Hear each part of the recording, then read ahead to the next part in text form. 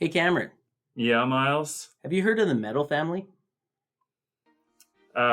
Is that do they have people that are named like calcium and lithium in it? Wait. This is a different kind of metal, isn't it? Yes, it is. When you open your eyes, when you gaze at the sky, when you look to the stars as they shut down the night, you know the story ain't over. Oh, when you open your eyes, when you gaze at Hello, friends of the podcast. My name is Myles, And I'm Cam. and today I'm introducing Cameron to the Metal Family. Metal Family is an ongoing Russian web series created in 2018 by Alina Kovaleva. Created by Alina Kovaleva. It goes into the family who came together and gets through life thanks to their love of the genre of music known as metal. Now, if you don't know, metal is a very large genre comparable to that of jazz, pop, rock, or electronic. I thought metal was a type of rock. Yes and no. Believe it or not, metal actually stems from more of a classical root, whereas rock is more of a chain gang and bluegrass root. Right. So- Coming from the jazz and similar Exactly. genres. So they're very, very similar in terms of their sound, but that's kind of like saying, what would be a good example? Saying that Irish folk music Uh-huh. and Aboriginal powwow music are the same. Okay, so kind of like throat singing. Yeah, exactly. Yeah, So okay. people would kind of consider them to be the same genre because, well, they're both old, but they can kind of sound similar, kind of. Right. Maybe not those two particularly, but maybe like Irish folk music and Scottish folk music or something along those lines. Yeah, They're very different, but they do kind of overlap a little. I see. Okay, I'd never. That's the first I'd ever heard of it. I'd always had thought that metal was originally an offshoot of rock and roll, and then it just turned into its own thing. And metal has all sorts of subgenres within it. But well, I'm learning something new today about music. It's a little bit of both, but if you do take a look at how people write metal music, it's definitely not how people wrote rock and roll. Okay. It's very much its own thing. So that's why they say it stems from classical. Right. That makes a lot of sense, actually. In fact, the kind of song that kind of kicked this all off, because they did a music video of it, is The Story Ain't Over by Avantasia. And this very much is a metal song. And if you look at the way it's written and how it's performed, it's definitely more of a classical piece than it would be, say, something like Elvis Presley would do. Ah, okay. Yes. Now, for those of you who don't know, this series is translated to English in 2021 due to its love and admiration of the Western world, not to be confused with Pennywise. So wait, do you mean in the sense that it really blew up outside of the Slavic area and therefore they were like, oh, I guess we need to translate this now? Or was... Absolutely. Okay. That's exactly what happened. In fact, they have a nice little video where the lead producer, the person who created the story, Right. Alina, Mm-hmm. she actually is trying to speak English to tell everybody, Thank you. thank you for liking this, but we can't really do an English version because we don't know how.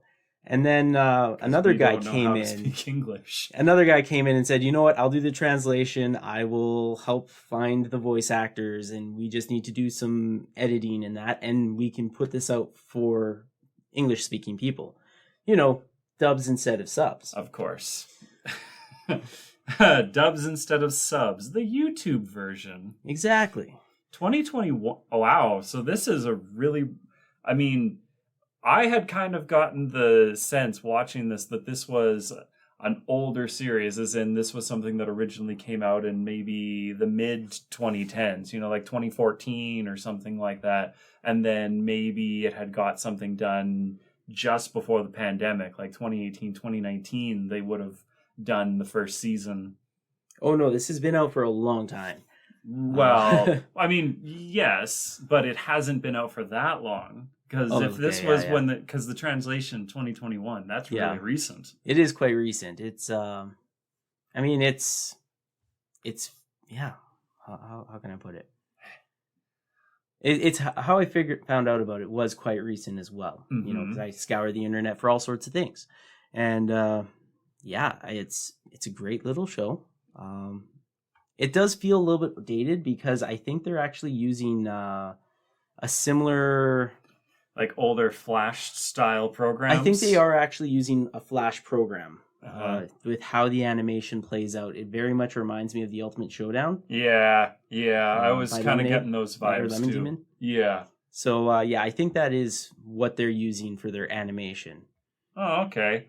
Well, I mean, I suppose that's kind of why I was wondering or was surprised by how relatively recent it was done. just based off of based off of the style, it made me think that it was somewhat older. Well, you know, some people they find a thing that works for them. It might And be an they- older yep. thing, and they stick with it. Yep. Nothing wrong with that. Yep, absolutely. No, very true. Now that we have a bit of an introduction, let's ask, what do you think of these YouTube cartoons? I like them a lot, actually. I do love original content as much as I enjoy watching speed runs and let's plays and the occasional video essay. I mean, I gotta be honest here, I definitely don't go looking for YouTube original content, probably because I don't exactly know what to look for in the first place, because that's never really been what I went to YouTube in the first place. Yes, even back in the early days when YouTube was brand new in like 2006, 2007, I was still mostly going there to watch things like the Yu-Gi-Oh! Abridged series, and then abridged series for video games and things like that. And then Let's Plays became a big thing. And of course, watching movies and listening to music and things like that. That's really all I've ever used YouTube for. So I don't know how to find stuff like this, because it's not something that I've ever thought of YouTube being a place for. Well, there is a lot of it out there. A good portion of it is kind of garbage. But some of it's like, you know, it's a lot like Robot Chicken. If you keep mining, you'll find gold. Yeah, there's a couple good for every episode, and then the rest of it is just, yeah, okay, whatever. Yes. So, Cameron, did you like the Metal Family? Yes, absolutely. I thought it was really down-to-earth setting. Well, even with how heavily stylized the family is. And I don't necessarily mean from an animation perspective. I mean just in the sense of the individual personalities of each member of the Metal Family. It still felt very... it's... You know reality TV, right? You know, all that stupid crap that they have on TLC and things like that, or even going back to when we would have been kids where you had... what the hell was that? The Simple Life, or that thing when Jessica Simpson was married and she confused tuna to be chicken, didn't know it was fish, things like. So, you know, Wow. reality. I didn't know about that. Because I know about reality TV, and I know And you enough to avoid it. yeah. Like, Okay. basically at all cost. Well, so that's effectively my only real relationship with reality TV, is something that is still heavily stylized and serialized for commercial production consumption. So it never really feels real, as in something that is, you know, just following a random family and just checking in on how they're doing.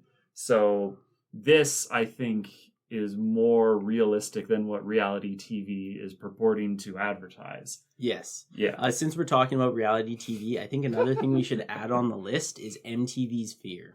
Oh. Oh, God. I've seen some of that.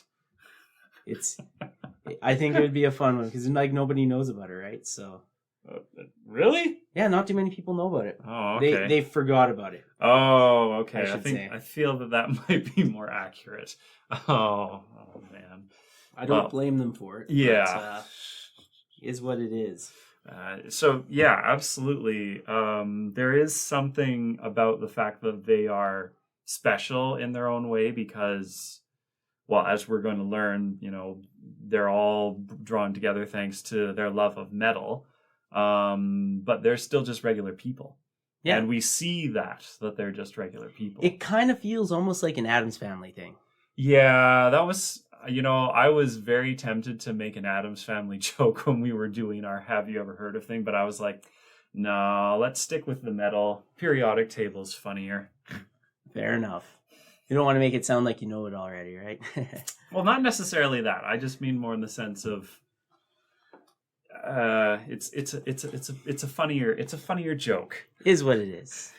So, I don't know if you can say if you relate to any of these people here, but do you think anybody could relate to these characters? Oh yeah, absolutely. I can think of people that I have met in life that would very easily identify with members of the family.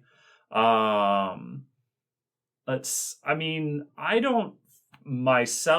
don't think that I can relate specifically to one member of the family because there are individual aspects, especially watching all of the first season. There are bits and pieces for each of the four members that I can identify with, but there's nothing as a whole that immediately makes me go, yep, I identify with them or that person or this person. Well, actually, I don't know. Perhaps the one that I can identify with the most at this point would be Heavy, but I don't know. Maybe that's just because he's the youngest. I don't. I don't know. That's the only character that I can think of immediately that it's like, yeah, sure, I guess I identify with Heavy. Yep. Okay. So would you recommend this to others? Oh yeah. For sure. Especially since this isn't actually that big of a time sink to get into it. I mean, this is 10 episodes and it's really only the final 2 episodes, which are more of a two-parter, right? And they're the longest, whereas everything else is under 10 minutes long.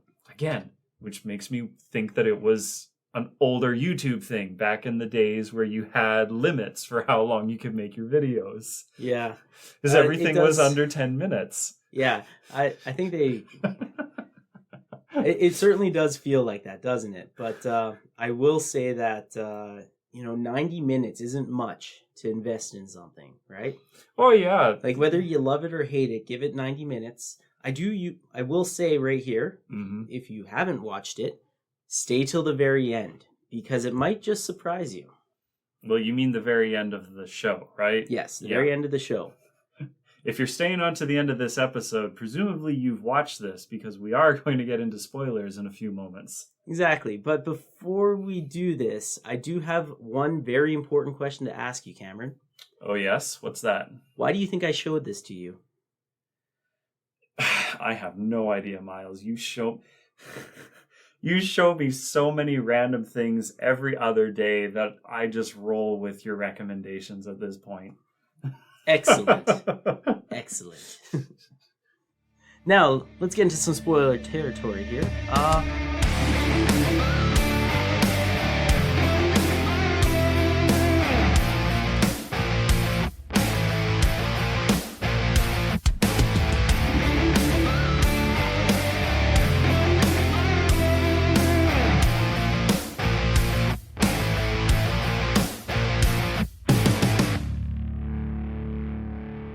Well, welcome back, everybody. Okay, now that we are into the spoilers area, let's talk about some of the plot. So, the show follows the Metal family as they go about their daily lives and the shenanigans that follows their choices. Their choice to be different. Yeah. And the shenanigans that follows their choice to be different. Or themselves. Let's go with themselves. The first episode shows the son Heavy and the father Glam. Then Victoria gets teased. As in, they tease her showing up, not Victoria getting teased by somebody. Should clarify that. Yeah, I mean, as we'll see, she is definitely somebody that does not get teased for sure. And if she does, Oh, the person who boy. does it, they regret that. oh yes. Oh man.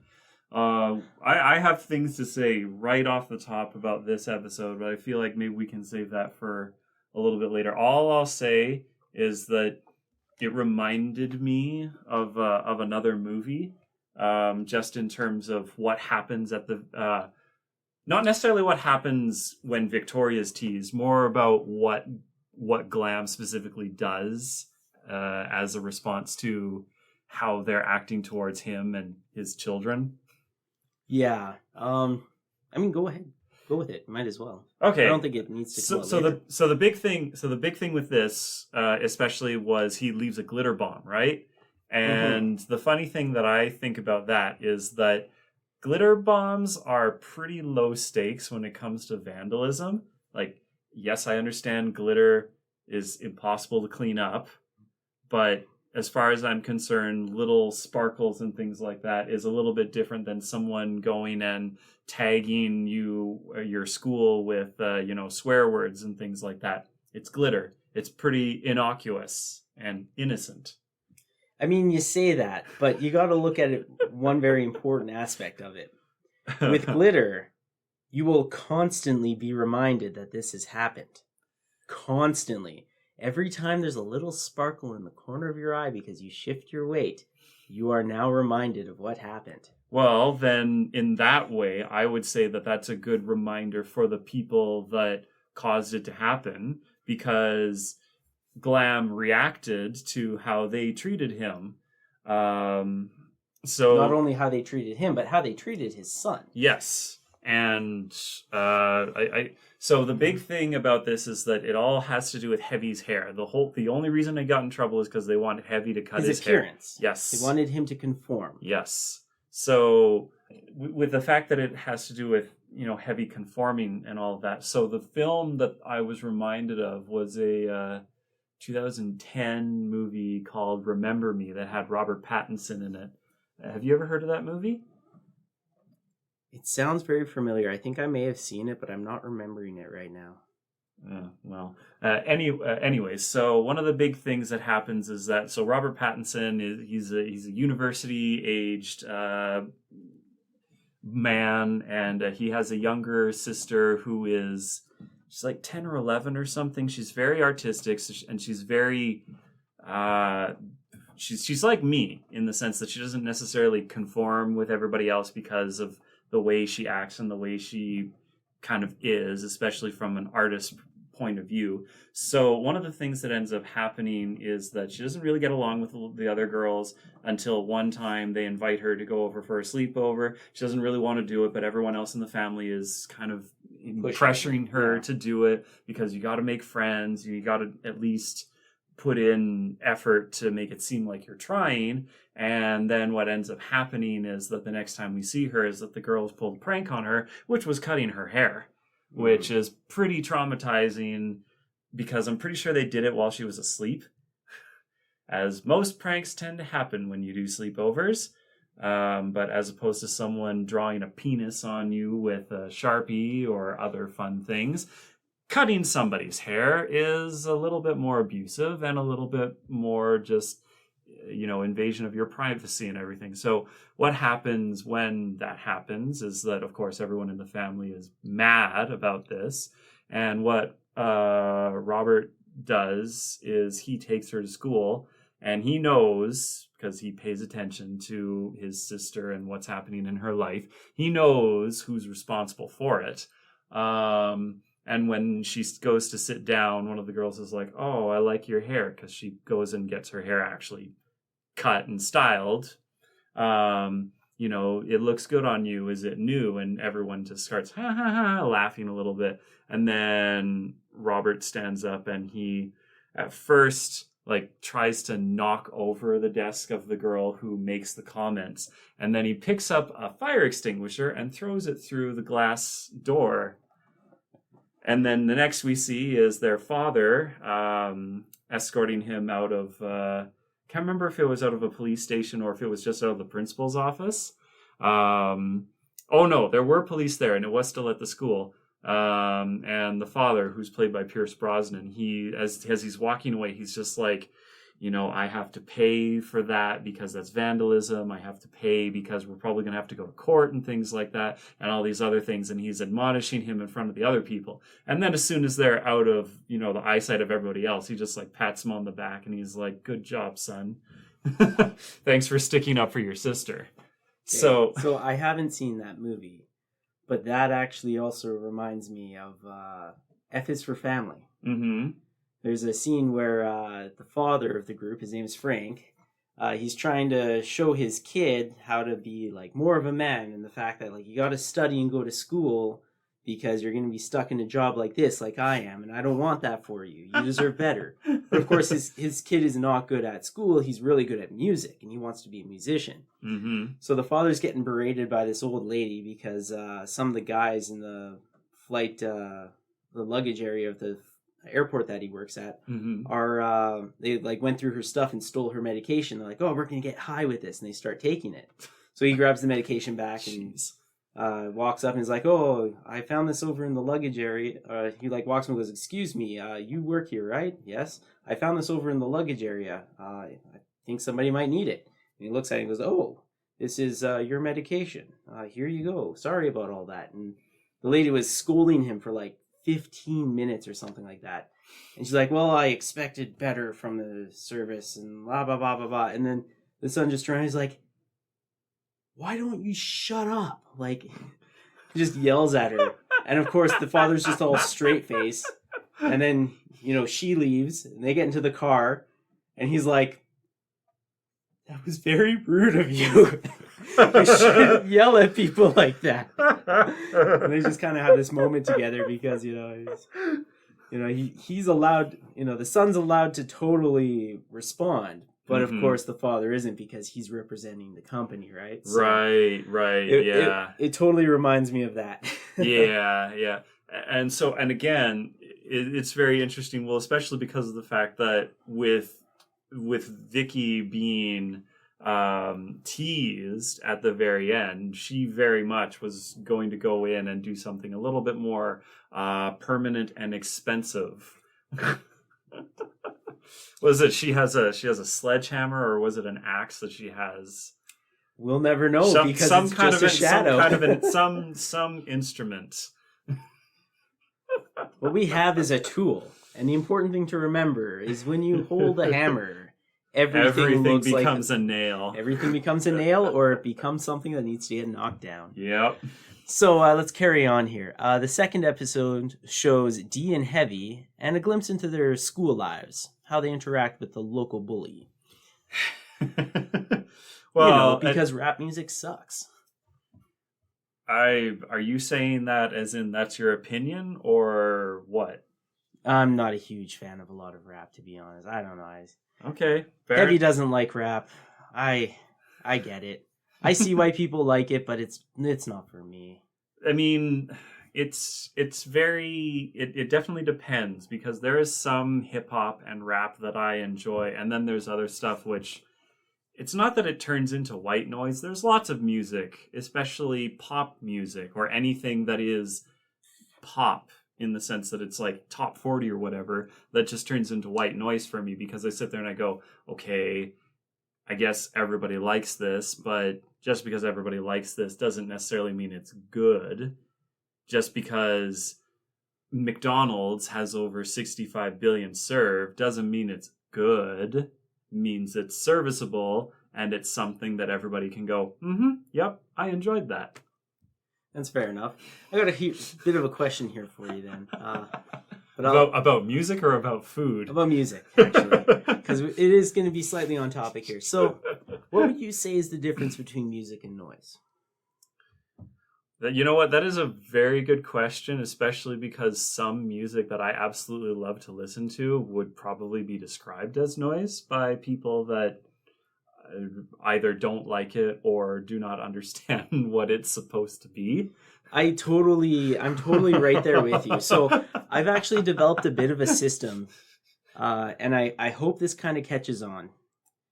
So to me, the difference between music and noise is music will elicit emotional response. Mm-hmm. So you could say that hearing the coyotes howling is technically music. Mm-hmm. They're performing it for not you, but for themselves. Mm-hmm. So according to this, I'm going to completely agree, and I want you to try to argue this with me. Air sirens are music. Air sirens, as in like the air raids, or Yes. Air raids. Okay. It elicits an emotional response. It's not one you want, but Yeah. it is one. So yes, I would absolutely agree that. So I know you want me to disagree, but at the same time, so there's also a thing about it serves a purpose. So in that way, I would agree also that it is musical in a way. If It it's serve a purpose. yes, if there's so this is where I kind of say something turns into noise for me, is because it just kind of turns into something that you hear in the background and is just there, and it doesn't necessarily serve a purpose anymore. Perhaps it did serve a purpose, but that purpose is not useful, let's say. An air raid siren is very useful. A siren in general is very useful. You don't hear them all the time, and if it just turns into noise, that says a lot about you, and that also says a lot about how often you hear them.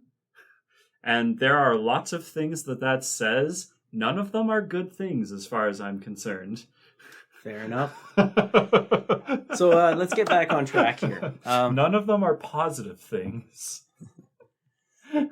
Well, Okay. I suppose we should actually talk about the episode.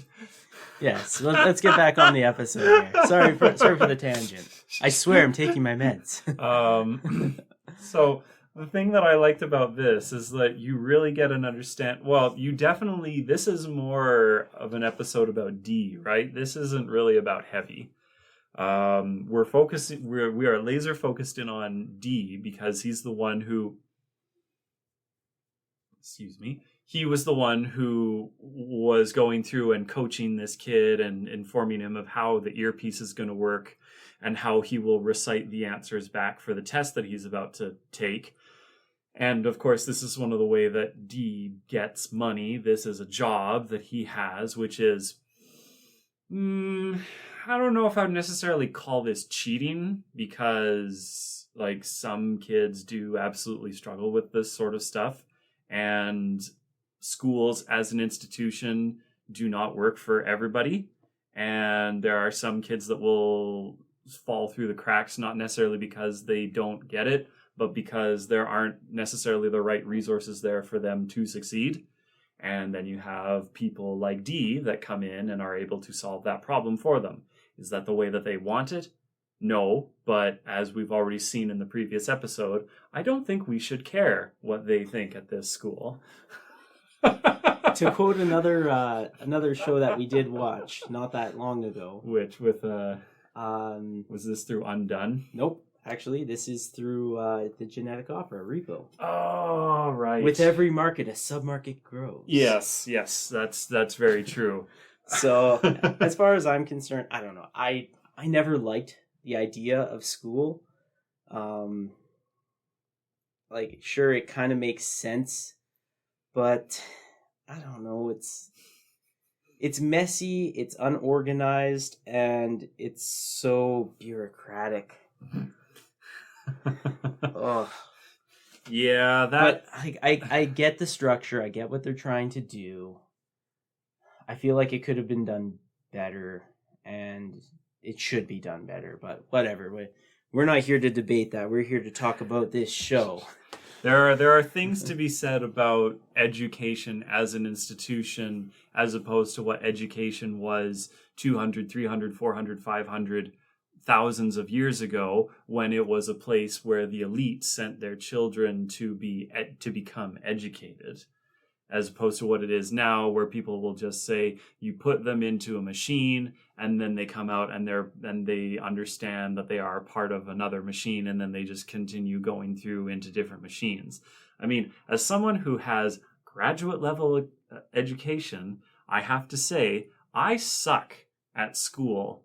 I hate academics, and I hate that I was forced to have to go through multiple levels of it, because that was the only way I was informed that I would succeed in my profession, which, as I am learning these days, is actually really more about how good of a person you are in terms of how well do you get along with other people, how well do you take instruction, how good are you at doing what you're asked to do, and therefore how likely are people going to recommend you to other people that you might not know. Yeah, as somebody who went through trade school, which for some of our American viewers or our overseas viewers, is a very weird system compared to a regular school, because you work for a whole year, then you go to school for I went to school for 10 weeks, then you have to go back to work for a full year, and get another 10 weeks of schooling. Do that 4 times. And now you can say that you're qualified to be a welder. Yeah.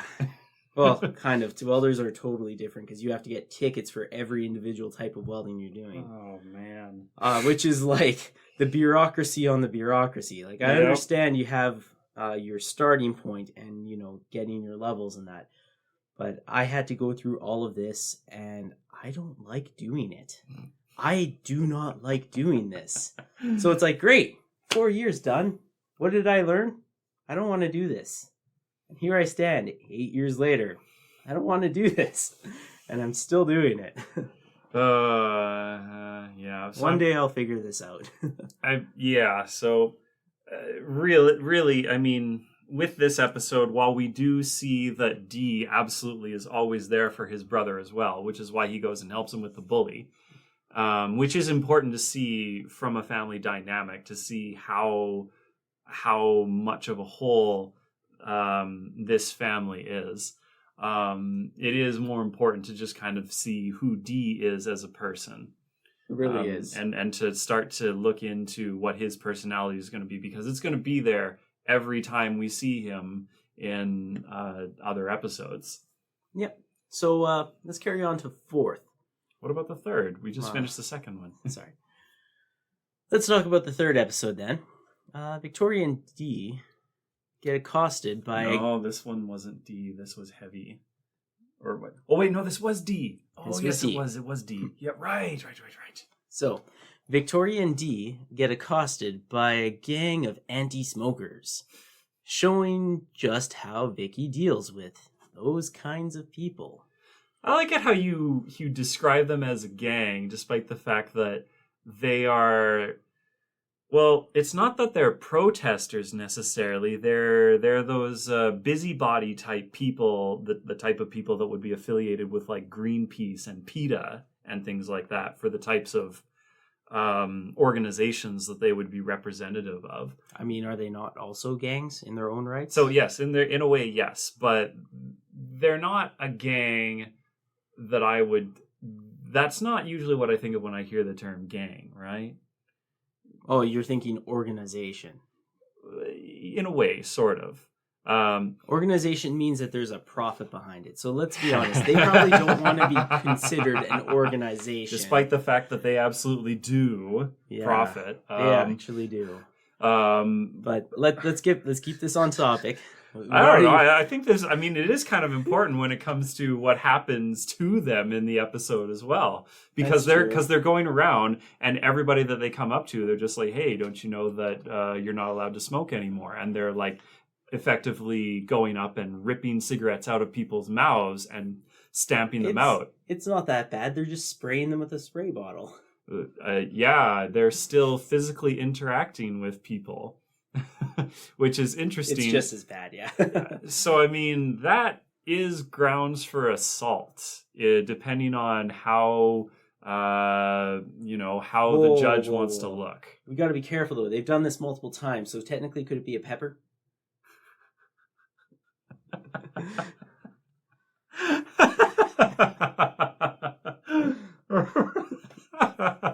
Oh. Okay. that was a good one. The interesting thing again is that, so I think the funny thing about this is that we do just see that there is no chill in this family either. If someone comes and does something to you, or they are trying to get a reaction out of at the very least, Vicky or Glam, they are just going to go right to 11 on their dial and just absolutely overcommit to whatever their response is going to be. And in Vicky's case, it is very violent. But It was self-defense. I mean, again, it's not that I'm not necessarily on her side, because the things that they're saying, and they were deliberately trying to get a rise out of her. It's only just that when they review the footage and they find out that no, they absolutely are the ones that were responsible for all this stuff, and she was just defending herself. What footage there was remaining. You know, it's one thing that kind of thinking about this episode and that really brings forward to me is the fact that a lot of, like, Dana and I have talked about this kind of stuff before too. If you are an attractive person, or if you have a certain style that's very predominant, no matter what you do, you are out on display. Like, yep, you're always going to get attention. Yeah, you're going to get that attention. And you do have to deal with it one way or another, whether you ignore it or you do something about it. Mm-hmm. And in this case,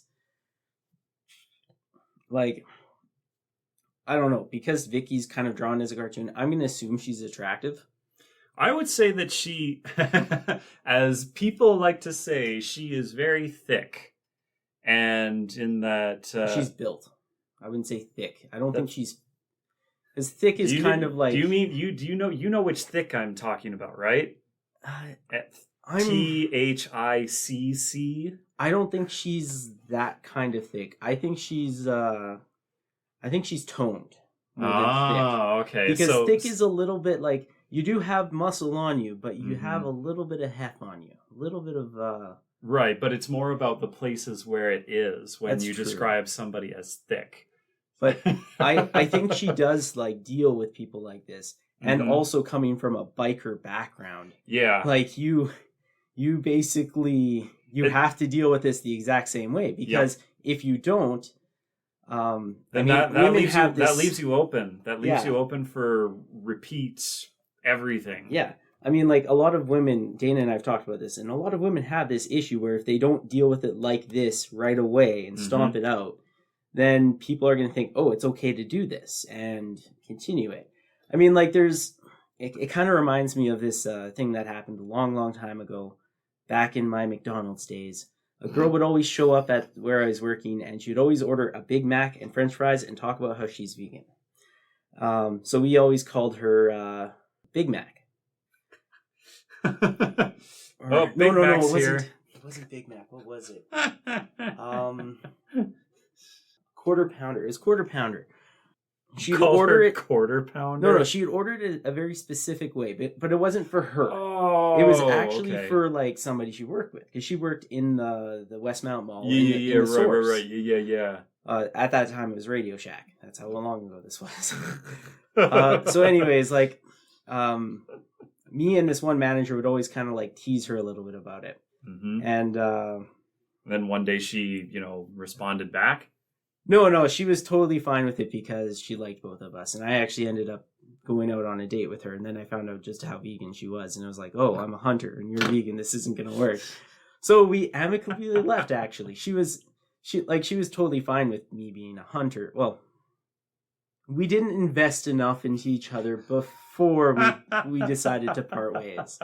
So it wasn't a loss for either of us. Like, we didn't fight. It was just, we are who we are. And, that's the best way to put it. And, she was definitely one of those girls that, like, other people tried to tease her about it, and she wouldn't put up with it, but she liked both of us, so. Fair enough. Even though I was quite a bit younger than her, but anyways. Well, I mean, still, just kind yeah, so, I mean, part of that definitely has to do with Victoria's background, but in some ways, it's just interesting because her response is what I see a lot more and more. A lot of people are going, no, this is how you need to respond to people that are acting this way towards you, because yes, they're trying to get a rise out of you, and then they're going to try to hide behind, oh, I wasn't actually doing anything to you, doing the whole I'm not touching you thing, so that they can claim that they were being a victim, despite the fact that they are still abusing you. Exactly. And at the end of the day, I just always sit back and I go, I'm on her side when it comes to things like this, because it's obvious that the people that are doing the intimidation are not acting in good faith anyways. So it doesn't matter what they say. Their actions have already spoken, and the people that are not going to be on your side weren't going to be on your side regardless of how you responded. So you shouldn't be worried about what those sorts of people think. And heck, even when it comes to the police, yeah, absolutely, you shouldn't trust them. How many times have we said variations of ACAB on this podcast, Myles? You know, man, every time I say it, a part of me actually just gets a little more sad, because I grew up and I was taught, like, you should be able to trust the police. Mm-hmm. And nowadays, I look at it and I'm like, would any sane person tell their kid to trust the police? Mm-hmm. Like, if anything, the police are basically just another tool to be used. Yeah. And they can be used against you.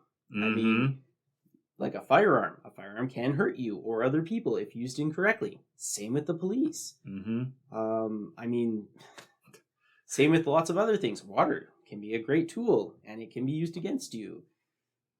Electronics, computers. I mean, the good old joke about search history. And, you know, I looked something up, and now my search history is ruined, and I don't want anybody to see anything about this. Yeah. Just because I have to ask a stupid question, like, I don't know, like, is tuna a fish or is tuna a chicken? Like, yeah. so,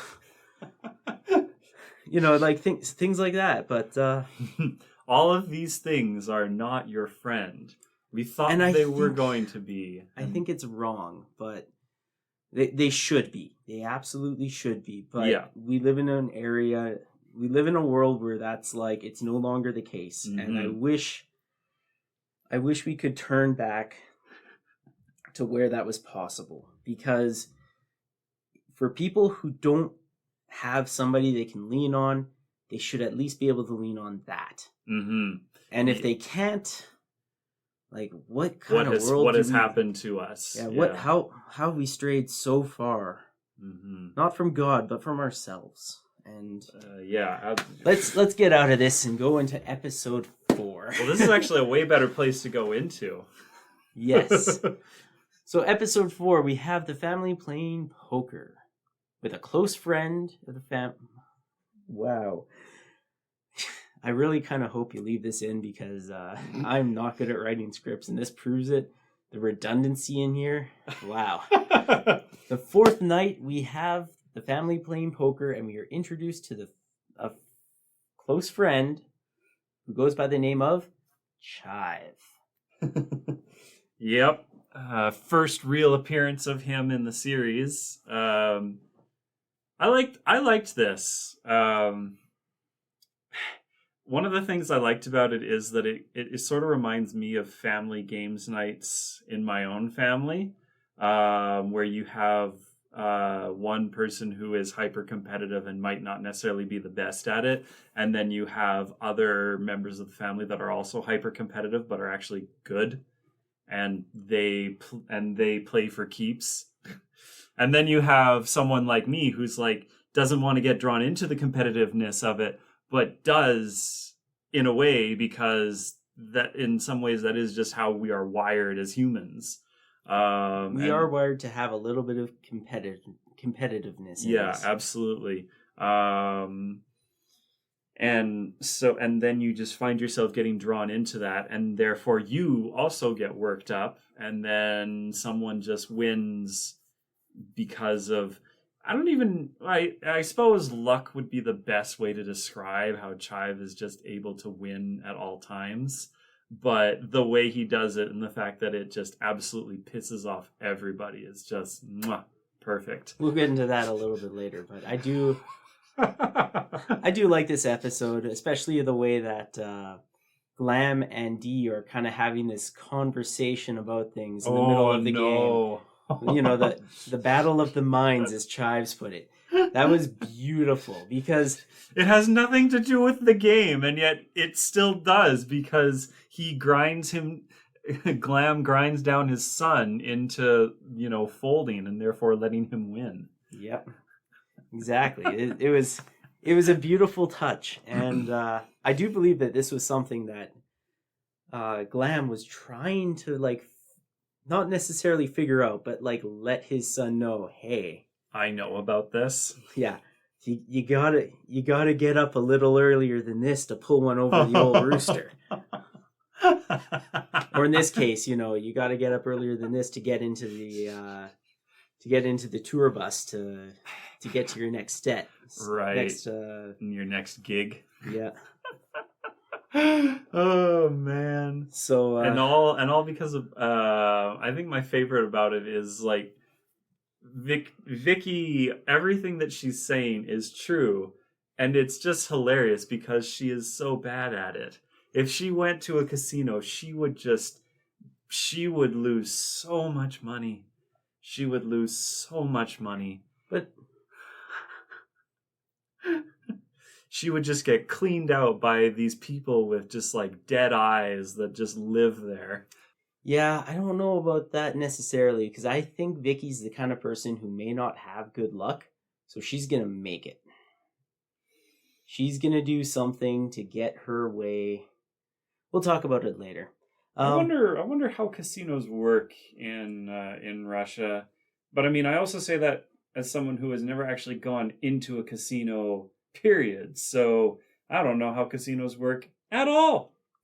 Well, here in Canada, they actually have a lot of volunteers, because I work a couple of casinos every now and then. Well, sure. I mean, I understand how casinos work. I just mean in the sense of, as someone going into a casino to gamble, how does it work?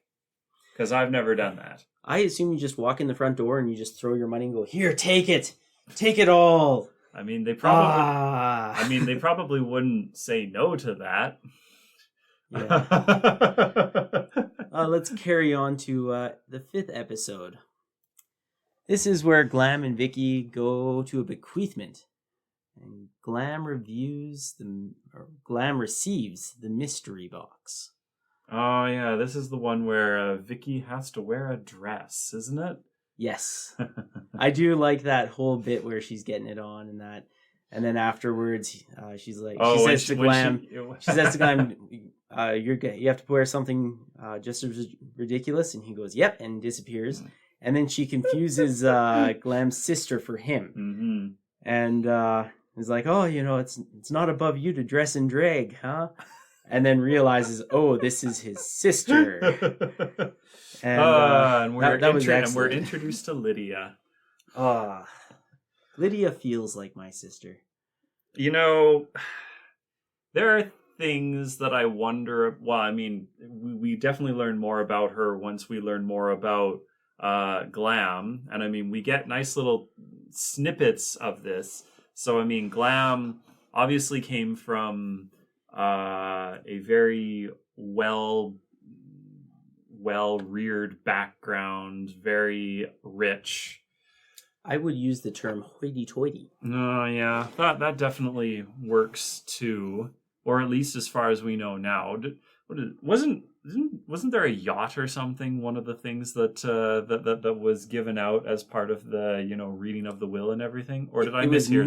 It was missed. It should have been included, but it wasn't. And okay, Lydia that's what it was. makes a huge stink about it. Okay, that's what it was. Yes. I actually really like this episode because it shows you for how happy-go-lucky Glam appears. Mm-hmm.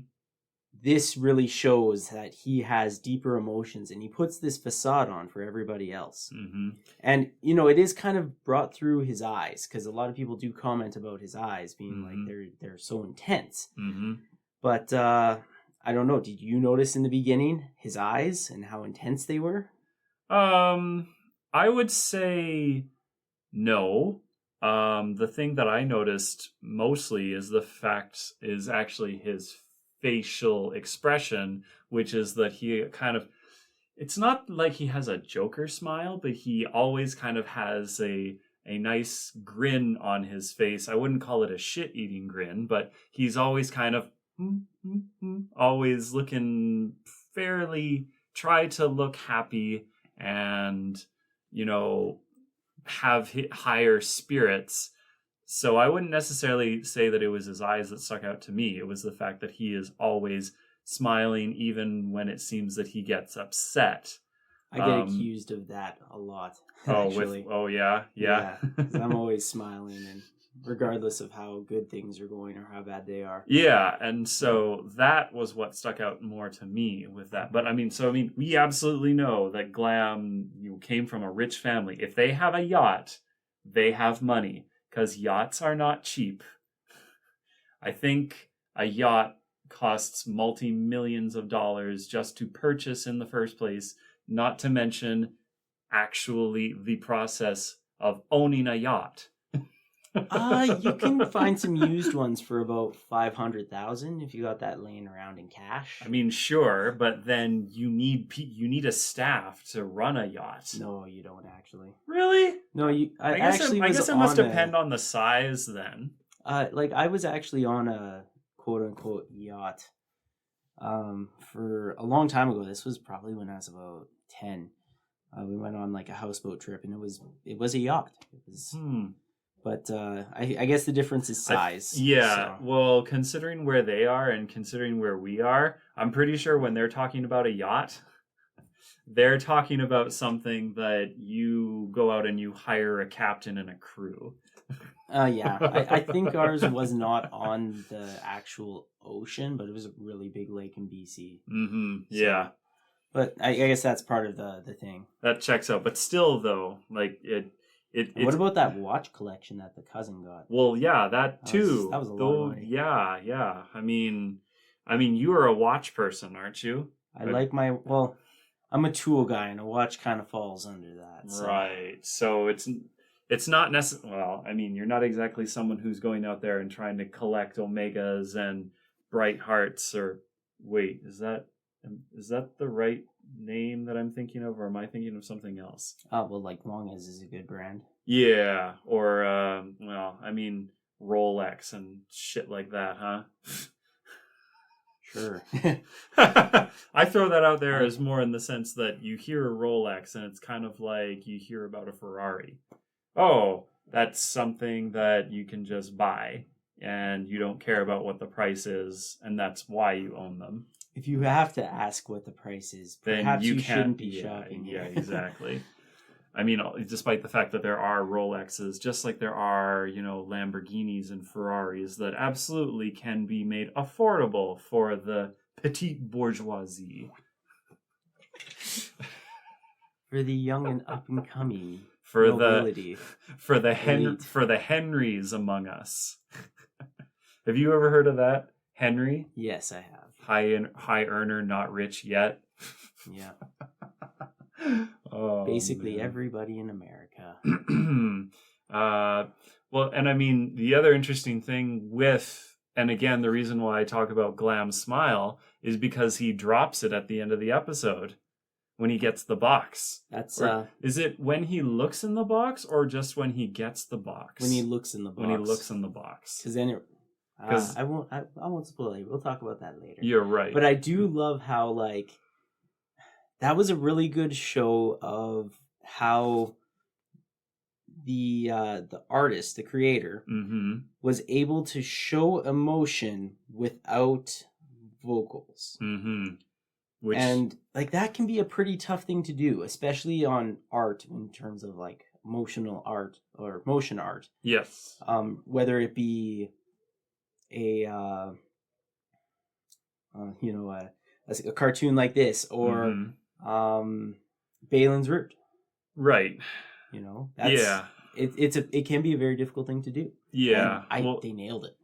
I mean, when it comes to animation, you are very much relying on your artists, your animators, to communicate what that person would, because if it was something that was filmed, you would rely on the artist, as in the actor, because they're the ones that are portraying the character, and they are the ones that have to facilitate that emotional change. And so when it comes to animation, you are recreating what that person would do, and therefore now that falls under your ability to draw that and make it ring out to your audience. So, and one thing we should learn about, or one thing that we should definitely have learned from Bohem is that you should not rely on the artist because they don't make enough money.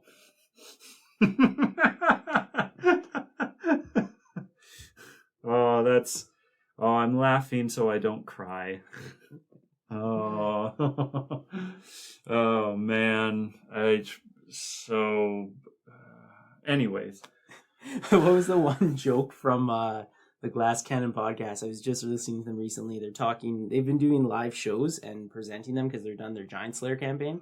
Oh, okay. And they actually ran into this artist. There's a big kerfuffle and stuff, and the one girl's talking to the artist, and she says, how does it feel to be in an area where you're only really going to be appreciated when you're dead? And one of the guys is saying, like, that's actually about a lot of things when you think about it, but not prostitution, unless you're in a very specific niche. Oh man, if you go find someone who's what do they call those, necrophiliacs? Yeah. Or I guess there are other people that have a snuff fetish, which I do feel sorry for the people that get hired, because that means they're probably not going to live to use that payment. Well, you know what snuff is, right? Oh, I know. Yeah. It all comes back to the things that are like, there's fantasy, and then there's what and you there's can like there's actually do. kink, and then there's like, when it comes to kink, there's like fantasy, and then there's like things that you can kind of do. Mm-hmm. So like, I don't know, maybe somebody has like a foot fetish. You can do that. It's fine. Right. Maybe they have a cannibalism fetish. Probably not. That's more of the fantasy side of things. Yeah. So I'm not gonna let you actually literally bite off my finger. I don't mind, drawing blood is one thing. I don't know. But how much you draw and how it happens, well, gonna draw a line somewhere. So Dana found this thing, and it was a what do they call it? Like a kink survey to find like, what is your kink in all this? Oh, okay. And she's like, you totally have to do this. So I did it, and she was really surprised. I am 100% vanilla. Yeah, I was honestly wondering about that. I'm sitting there going, I feel like you are one of those people who could go for anything, but if it came down to, if someone put a gun to your head and asked you, you would just be like, just get down on the bed, missionary. That's it. I'm happy. I've been around. Don't complicate things. I've been around.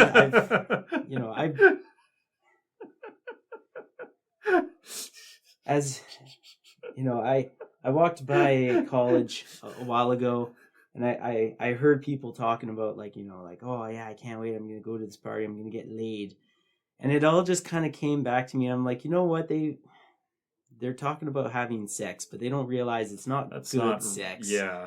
And like, I've been through that a lot, and I would much rather just have that good connection with people and not have to, like, involve other things with it. I don't need to complicate it. I'm happy with this. I don't know. This is a abyss I don't need to gaze into. I've got other abysses I'm more interested in right now. We have certainly moved far away from talking about the bequeathment and the inheritance and all of that stuff. Yes, well, let's let's carry on, my wayward son, and go into let's go into the 6th episode. So in this episode, we have the family explore an escape room event in town. And we get to see how the family interacts with one another. Mainly how the kids interact, or the parents interact with the kids. Yeah, so I gotta say that this was probably my favorite episode of the whole show, of the whole first season, I should say. As in, this is the one that really stuck with me. Part of that, I wonder, is because of the fact that I've never gone into an escape room. They've been around for a while, and I still haven't gone to one. I thought I was going to do some, then the pandemic happened, and of course everything shut down, and now I'm so busy, and I'm just like, escape rooms are supposed to be fun when you do it with more than 1 or 2 people, so, you know, a birthday party or something. I guess maybe next year. Yeah, I don't know. Personally, when it comes to escape rooms, I can be that guy who just like, if you give me a task, I don't know if I want to be there or not, I'm going to get it done as quickly as possible. Mm-hmm. And that means using shortcuts like, I know how a lot of locks work. Well, I can just bypass them and, you know, oh no, you're locked in this room. Well, not for long. That's what you think, kiddo. Well, I mean, it's in some ways it's not too different from what they do themselves. Well, I'm not going to knock down a wall because that's a lot of effort, and it wasn't for her. I'm not lazy. I'm energy efficient. I'm going to go through about it the most simplistic way, and if that means removing a few screws to get it, or like lifting a door to get it off the hinges, I can do that. I know how to do it. I've done it before. Mm-hmm. If I need to get through a lock, I've done that too. It's not hard. Locks only keep honest men honest, and I'm an honest man. So if you push comes to shove, I will get tired of this. Well, I mean, and the funny thing about that is that, like, you say that, you know, you want to be energy efficient and everything. And it's funny, going back to what we were talking about with Vicky about, you know, she's very built, right? I mean, she takes a sledgehammer off the wall that was cemented in place, and that's probably like a 10-pound sledgehammer. That was a pretty big one, yeah. Yeah. Like, even if it was just all steel. Mm-hmm. Because, like, when it comes off, it actually makes, like, a metallic noise. Yeah, so, and she just, like, hefts that thing and just swings it around, not like it's nothing, but you can tell this is not the first time that she's done something like this. You know, something along the lines of. No, I'm not saying that, you know, she has experience vandalizing in the past, but, you know, she may have she may have done some work on a rec crew or something like that. So you do that stuff every day because that's part of your job. You go ahead and believe what you want, Cameron. You can tell yourself this. It's okay. Sure. I mean, You can tell yourself, if this helps you sleep at night, I'm okay with it. Hey, we don't know, okay? We don't even know necessarily how old they are or she is. So it's entirely possible. You're right. I'm being naive about it. Especially considering the first episode of the season. Exactly. But still, though, it's funny that you say that about, you know, taking his little effort. And, you know, in a way, she probably thought that was the path of least resistance, too. I think she just thought it was all part of it. But I mean, sure. But, I mean, at the same time, you know, she gets heavy to knock some bricks out, too. This was a good one. I do also like how the father says, you know, kind of teaches Dee an important lesson, and that is sometimes you just gotta let people have their victories, regardless of if they are actually a victory or not. Yep, absolutely. Oh, especially if you're close to them. And the way he was acting with Vicky when they were still together, you know what? I really like that. So your comparison that you were making to the Addams Family before, absolutely.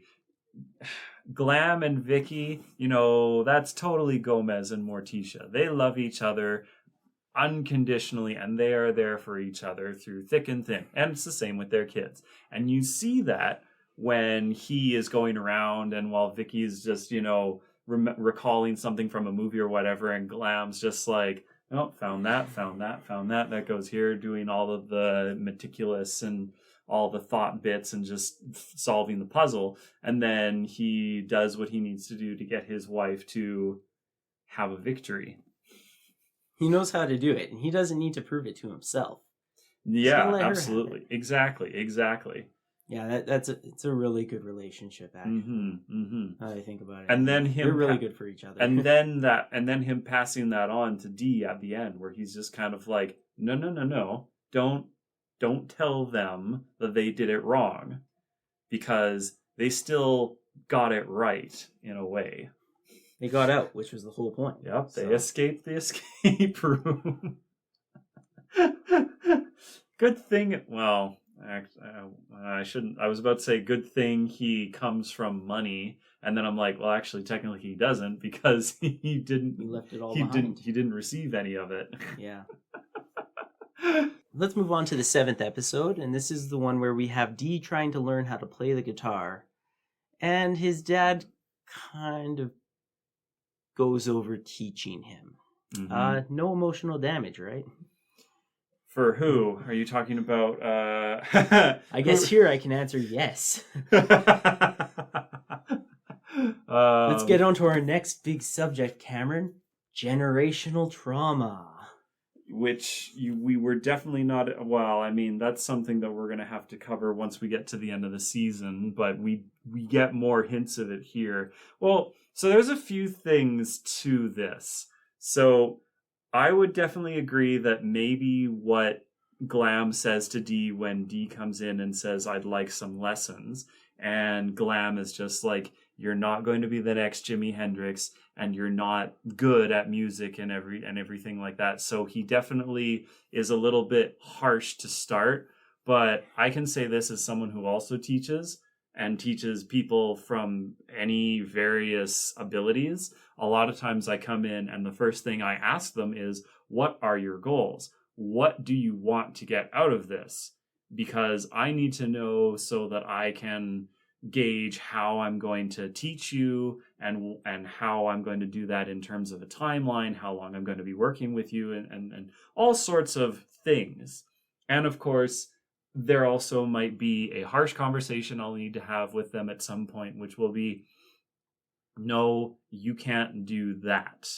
You can do something similar to that, but you cannot do that because you're not going to be able to, or you're not going to be able to do what you in your mind are thinking you're going to be able to do.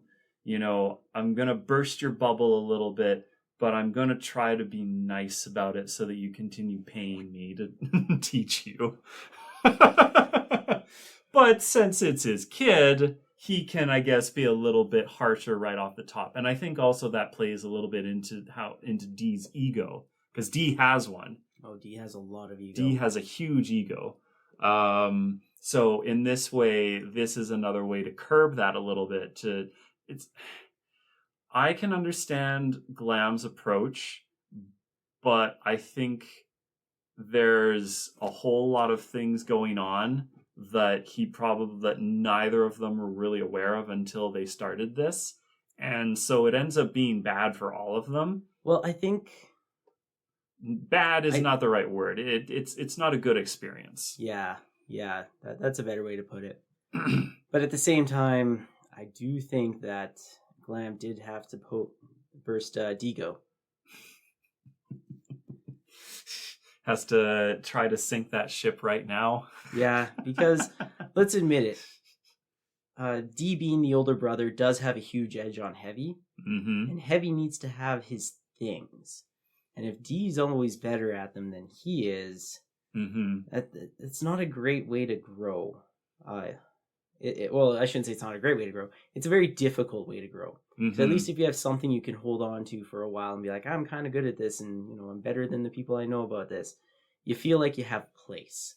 Yes. So I feel like that was something that he kind of wanted to drive home with it, because he does say that, Heavy is good at this. You're not going to be as good as him. But no, I think this was a beautiful episode, and it really does. It highlights a number of things. This was an episode that when I saw the second time, I really started to realize that Glam sounds like his father. Yeah. And I mean, we're definitely going to get into that. Yeah, we'll get into that. But no, I do this. I would argue that this is my favorite episode. Yeah. Other than the ending, of course. Yeah. But that's kind of its own thing. Yeah. There were lots of good things to come out of this. And I definitely still think the sixth one is my favorite out of all of them, just more from a perspective of how everyone is in their element. This one is very good. There's a lot of really good stuff in it. It's just like as much as I enjoy things that are very dour and harsh and cruel, considering the other things that we have reviewed for this podcast and that we're going to be reviewing, it's kind of surprising that I don't say that this one is my favorite or some of the other upcoming episodes. That's okay. You're allowed to be wrong. I mean, if there's one thing that I found really sweet at the very end is that while Dee is just absolutely upset that he can't get this, and Heavy just gets it naturally. And I remember there's a little bit where I think he's playing a game, like he's online and he's chatting with his friends or something, and he talks about how, oh yeah, I just, learned how to play this one riff or something like that. And he says, this came so easy to me. If it came so easy to me, Dee's probably already mastered and gone on to far better things than me. And it really shows how much he looks up to him. Mm-hmm. It's really sweet. And it's kind of, a nice little gut punch for Dee as well, because Dee is just like, and here I can't play guitar for shit. Yeah, everybody has their thing. Everybody has their thing, yes. My thing's sound effects. Here's the T-Rex. Oh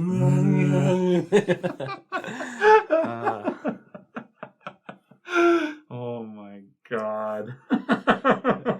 Let's bring the nostalgia train back. There's some good old classic CanCon for everybody. Yep. Oh man. For those of you who don't know, it was a commercial referred to "What's Your Thing." Feel free to look it up on YouTube and enjoy. So you need to. So specifically, you should look up Concerned Children's Advertisers, because that was the group that did this set of PSAs. Yeah. This is also where, if any of you non-Canadians have ever heard of the house hippo, this is also what brought us the house hippo. Yes. That's one of my favorites. But we'll do one of those later when we can get an American over to do an episode. We'll go through a bunch of those PSAs, like don't you put it in your mouth. Oh my God. Oh my God. So you're going to have to go make some American friends and get them on our show. Oh, don't worry. I've made a few. Bring them up here hopefully some of them are listening to, well, maybe not necessarily listening to this right now, but in the future, some of them will be listening to this episode. Yep. But in the meantime, let's move on to episode 8. This episode, Heavy is meeting his mom at the bar to get into the house. Hilarity ensues. I guess hilarious for some. I mean, we're just seeing her, do a bunch of bar games to win money. I think the term you're looking for is grifting. Yeah, that's true. That is what she's doing ultimately. I'm not sure how I feel about what she says at the end for people that are willing to part with their money like that, have money to burn, and therefore I don't feel bad about taking it. I mean, on one hand, I kind of agree, but Heavy raises a good point about other people that would put their money down because they hope that they're going to get more money back because they need money. Well, I guess somebody is more lawful than chaotic, so... Are we referring to... So we're referring to Heavy then, right? No, I'm referring to you. Okay. Because chaotic is like, yeah, you'll figure it out. Don't you worry. As lawful as, we have to stand together and, we shouldn't be doing this to each other. It's wrong. Whereas You've known me long enough that you probably should have had that pegged years ago, Myles. I have it pegged like a poster on my wall, but still, just pointing it out. But no, I do like this episode. I think it's pretty good, especially because we do kind of learn that Bug is a friend of oh yeah, Vicky. right. And also we learn about Victoria, who I think is a great character and I want to see a lot more of. Aren't you talking about Anna? Victoria is her full name. You mean Yes, Anna, her friend. I'm getting the names mixed up. Anna, the third wave feminist. We'll break that down a little bit later on, though. Mm-hmm. But I do like that chat because it does kind of show that while Glam is the guy who's trying to nurture and bring up the children, it seems Victoria has the exact opposite, and she's the one who's going to say, "Sure, you can, be fancy in that, but remember, the world moves forward, and we have to move as well." Yeah. It is important to learn the lessons of, highs are great, but you do have to carry the garbage out every now and then. There is that. However, I feel that there's a little bit more of an anarchist slant to Vicky as well. She very much is not one for necessary. I mean, she comes from being in around bikers and things like that. So obviously she understands community and things like that. But bikers are not exactly. It depends on your bikers, right? Yeah, I I was about to say it's like they're not upstanding members of the community, and then actually that really depends on where you live. Say that to the bikers who go and stand and hang out with yes, I know with children who have to go testify against adults and that. Yes, you're right, and that's why I wasn't going to use those words. From a societal perspective, bikers and biker gangs are not exactly looked upon positively, let's say. They are definitely always seen as outsiders and not law-abiding citizens. Despite the fact that maybe some of them still are, because they're people that like their bike and they like to, wear their leathers and everything like that, and therefore they like to go out and boom, boom, boom with their buddies. Yeah, no, I grew up with a lot of different ideas of what society is, and I've learned a lot about other forms of society. I mean, yep. To be fair, our society is kind of weird in the sense of, oh, you're growing up now. You went and done all of your schooling. You got yourself a job. Get out. I don't want you here anymore. Live somewhere else. Yep. Whereas other places are like, stay, live with family. I'm going to get old eventually. You might as well just live here with us and such. And, biker communities, it's pretty much the same thing. I mean, a lot of the bikers I know, they all have different political views. They all have different things, but they stick together because they have that commonality. I mean, other communities do the same thing. Yes. Anime communities and that are very similar. I'm sure the music community is the same. The shooting community is very much the same. See, that's what I thought you were immediately going to pivot to, is the shooting community. Because despite the fact that everyone kind of thinks it's a very homogenous far right, or at the very least right-leaning organization, there are so many people that I affiliate with that are very much left-leaning, gender fluid, queer, and everything like that. Absolutely the last people that you would think would be into guns. But hey, if you go far enough to the left, you get your guns back. Because you use them to overthrow the people in power. It's less of a horseshoe and just it's more like an oval. Yes. An entertaining oval. It's an egg. It's all an egg. Yeah. Well, let's get back on topic here. Well, I mean, in some ways, the big thing is that we get to see a little bit more of Anna. Yes, right? Yes, we do get to see a little bit of Anna and how Anna interacts with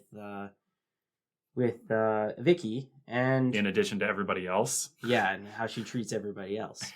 in addition to what you were saying about her being kind of like a third wave feminist, there is just I don't know, there is a kind of entitlement. There's a way that she acts which kind of reminds me a little bit of Lydia, but she comes from Vicky's world as opposed to coming from Glam's world. So different upbringings, perhaps, but similar personality and outlook. Yeah. No, I can see that. Well, I would say similar personality, but from a different outlook. Because I don't think Vicky Right. is a rich person like Lydia is, but she's definitely opinionated, and she thinks she her way has is money, the best. and she has money to burn. Yeah, like true. like Vicky says. But you're right, not in the same category at all compared to Lydia. We're talking about boxers and bow ties here, man. Thought you were gonna say silk underwear or something. You know, we've been talking about this for we have so much that we still want to cover, and I don't know, Myles, do you think our audience really wants a full, like, I don't know, hour and a half, 2 hours of just Metal Family? Yeah, we can break this up into two pieces. It would probably be a better idea. Okay, all right. Well then, we're gonna call it here, and then we will get back at you for the rest of our discussion on Metal Family at another time. Perfect. We'll see you next time. See ya.